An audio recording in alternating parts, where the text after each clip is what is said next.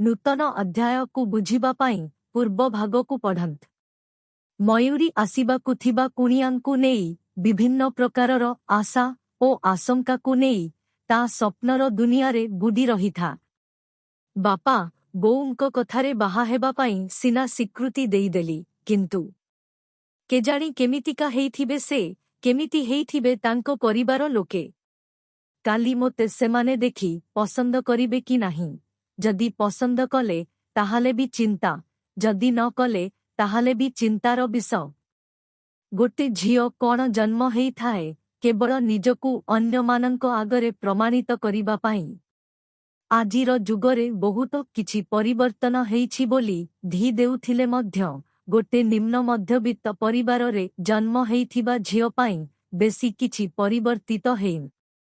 आजि भी अनेक परीक्षारे उत्तीर्ण हबाकु पड़।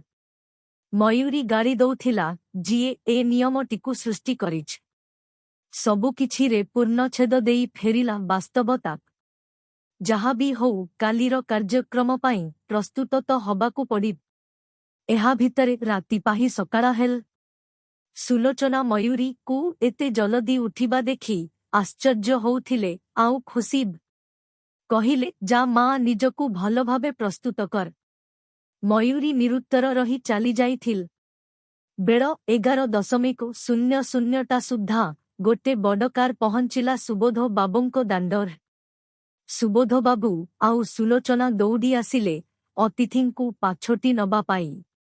आसिथिले 4-5 जण लोक। मयूरी झरका फांकरे देखी देइथिल। ता मन केजाणी कोउ अचिन्हा आशंकारे डरी जाउथिल।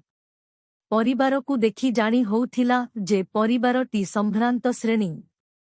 परिवारटीर प्रतिपत्ति ओ सामाजिक मर्यादा मध्य संपूर्ण रूपे बारी हेई पड़ुथिला सेमानंकर वेशपोषाक एवं आचार व्यवहार।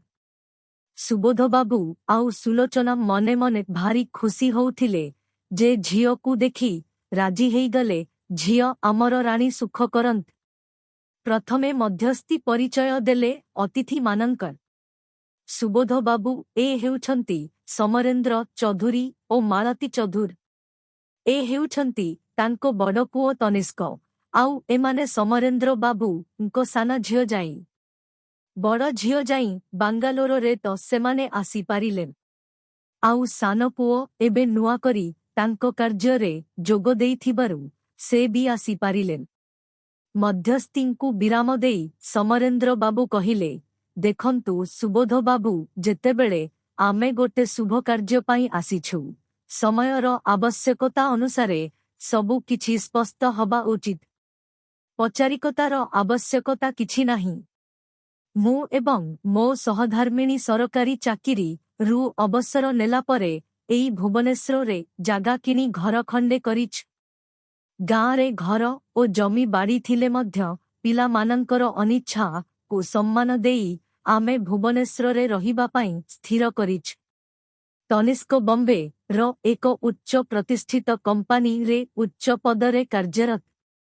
बाहाघर परे बहु चाहिले चाकिरी करी पारिबो, आमर सेथिरे किछि आपत्ति नाही। आजिकालीर चलणी अनुसारे आमकु चलिबाकु हब। आरे देखुछ मालती मु सेतेबेळु गपी चालीछि आउ सुबोध बाबू चुप हेई सुनुछंत। सुबोध बाबू किंतु भाबुथिले जे झियर बाहाघर एइठी ठीक हेई गले झियो सुखरे रहंत। मालती देवी स्थिर भद्रस्वरे कहिले, एथर झियोकु डाकंत। सुलोचना तरतर होई घर भितरकु गले मयूरी को आनिबा पाई। धीर ठाणीरे तळकु चाही मयूरी आसिला अतिथिंको सामना। मने मने भाबुथाए आजी ए परिस्थिति कौनसी परीक्षा ठारू कम नुहे। निज प्रकृत व्यक्तित्व को लुचेई एठी संयमतार सह मापी चुपी शब्द संयोजना करिबाकु पड़ी।